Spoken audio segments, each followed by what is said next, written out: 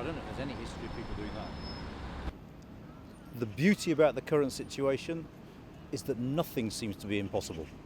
So I wouldn't rule anything out at this point, including the United Kingdom staying in the European Union.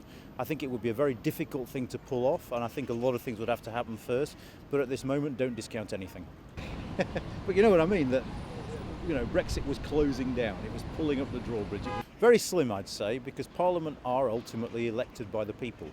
Over 50% of the 70% who voted to leave.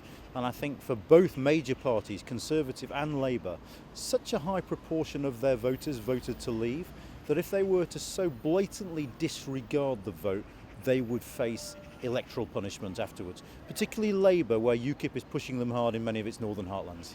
Free movement, they was out with single market and free movement. We've seen it with the Danes as well, back with the Maastricht Treaty. Short answer is, I think, no. And the reason is, in all those cases, what happened was the other member states fiddled with the text of the treaty and said, OK, here's a slightly revised version, do you want to try again? I don't think you can do that with British membership because A, I think we got all we could have got in February, and B, there's nothing significant about the terms of our membership you could change before having a second vote.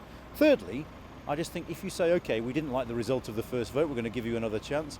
If you think that part of this vote for Brexit was based on distrust for and dislike of politicians, that's just going to get worse if you ignore the result.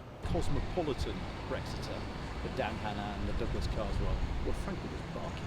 I suppose it's just about conceivable, but I'd say that it's only the Lib Dems that could actually do that. Both the Conservatives and Labour Party have significant numbers of leavers in their ranks. If either of them did that, they might attract support from elsewhere, but they're also going to hemorrhage some of their own supporters who voted for Britain to leave.